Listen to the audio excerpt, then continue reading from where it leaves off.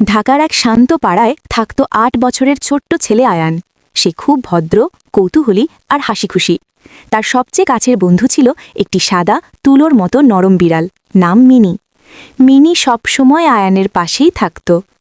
এক সন্ধ্যায় আয়ান বারান্দায় দাঁড়িয়ে আকাশ দেখছিল। হঠাৎ সে চিকচিকে এক ফালি চাঁদ দেখতে পেল। আম্মু, আম্মু, রোজার চাঁদ উঠেছে। আম্মু রান্নাঘর থেকে বের হয়ে আকাশের দিকে তাকালেন। মুখে মিষ্টি হাসি এনে বললেন, হ্যাঁ বাবা, কাল থেকে পবিত্র রমজান শুরু। আয়ানের চোখ ঝলমল করে উঠল। আম্মু, আমি এবার পুরো ৩০টা রোজা রাখব। আম্মু তার মাথায় হাত বুলিয়ে বললেন, রোজা রাখার সাথে সাথে ভালো কাজও করতে হবে, ঠিক আছে? পরদিন ভোরে সাহারির সময় আম্মু তাকে ডাকলেন। আয়ান একটু ঘুম ঘুম চোখে উঠে বসল। মিনি বিড়ালটাও তার পাশে এসে গোল হয়ে বসে থাকল। সারা দিন আয়ান রোজা রাখল। দুপুরে একটু ক্ষুধা লাগছিল। মিনি তার সামনে এসে খাবারের বাটির দিকে তাকিয়ে মিউ করছিল।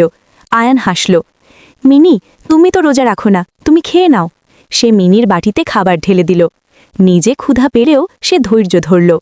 বিকেলে রোদ একটু কমলে আয়ান জানালার পাশে বসে কোরআন শরীফ পড়ছিল।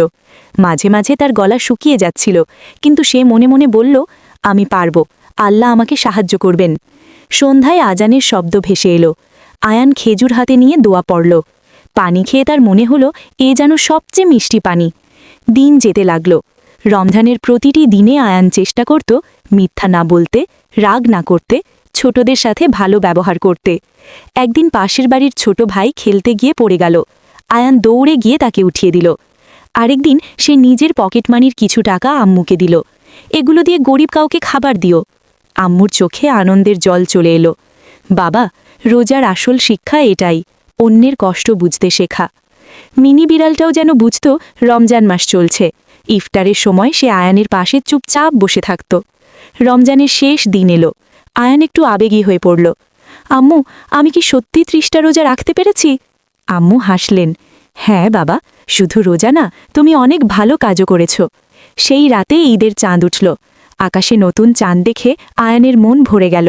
সে মনে মনে দোয়া করল, আল্লাহ, আমাকে সব সময় ভালো মানুষ বানিয়ে রেখো। মিনি তার গায়ে মুখ ঘষে দিল। আয়ান হেসে তাকে কোলে তুলে নিল। ঈদের সকালে আয়ান নতুন পাঞ্জাবি পরে নামাজে গেল। তার মনে ছিল এক অদ্ভুত শান্তি। সে বুঝে গেল, রোজা শুধু না খেয়ে থাকা নয়, রোজা মানে ধৈর্য, ভালোবাসা আর অন্যের পাশে দাঁড়ানো। নৈতিক শিক্ষা। রমজানের ৩০টি রোজা আমাদের ধৈর্য শেখায়, দয়া শেখায় এবং আল্লাহর কাছে প্রিয় বানায়। ভালো কাজ করলে মনও আলোকিত হয়ে যায়।